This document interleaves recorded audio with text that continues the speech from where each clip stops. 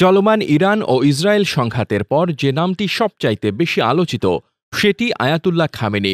পুরো বিশ্বের তাবৎ শক্তিধর সকলের কাছে নামটি প্রায় ৩ দশক ধরে রহস্যের খোরাক দিচ্ছে। কারো চোখে বিচ্ছিন্নতাবাদী তো কারো দৃষ্টিতে স্বৈরশাসক, তবে আদতে তিনি যাই হন, দিন শেষে ইসরায়েল ও মার্কিনীদের আত্মবিশ্বাসে ঘুণ ধরে যাওয়ার অগ্রনায়ক একমাত্র তিনি।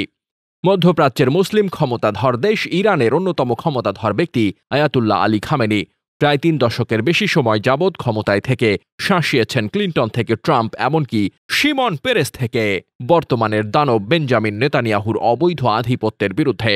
মূলত যে কারণে বছরের পর বছর ইরানকে মধ্যপ্রাচ্যের রহস্য বলা হয়, তার নেপথ্যে আয়াতুল্লাহ খামেনি। বিশেষ করে সুদীর্ঘ ৩.৫ দশকের ক্ষমতাকালে তার হাত ধরে এগিয়েছে বহুল বিতর্কিত পারমাণবিক কর্মসূচি।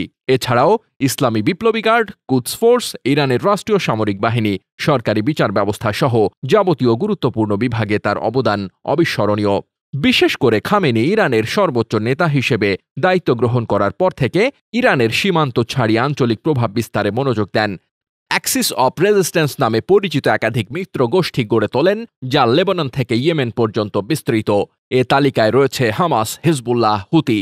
সাম্প্রতিক ইরান ইসরায়েল যুদ্ধকে ঘিরে ডোনাল্ড ট্রাম্প খামেনিকে সহজ লক্ষ্যবস্তু বলে অভিহিত করেছেন। এই মন্তব্য কেবল কূটনৈতিক উত্তেজনা নয়, বরং একটি সম্ভাব্য সামরিক পদক্ষেপের সংকেত বহন করে। তবে এটিকে মার্কিনীদের দিবাস্বপ্ন উল্লেখ করে খামেনি জানান, ইসরায়েলকে সহায়তা করলে যুক্তরাষ্ট্রকে অবশ্যই তার ভয়াবহ পরিণতির কথা ভাবতে হবে।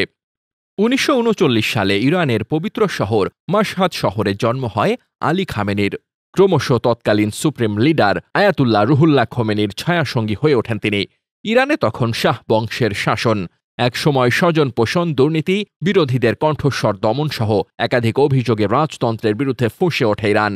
পথে নামে আমজনতা। শাহরা দেশ ছাড়েন ১৯৭৯ সালে, যার মাধ্যমে ইসলামী প্রজাতন্ত্রের নামে খোমেনিরা আসেন ক্ষমতায়। সেই সময় থেকে শুধু ইরান নয়, মধ্যপ্রাচ্যের অন্যান্য মুসলিম দেশগুলোতে প্রভাব বিস্তার করতে শুরু করেন খামেনি, বিশেষত শিয়াদের মধ্যে।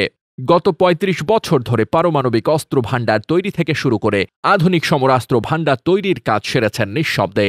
নিষেধাজ্ঞা আশঙ্কা উড়িয়ে আমেরিকার চোখে চোখ রেখে জবাব দিতে দ্বিতীয়বার ভাবেননি তিনি।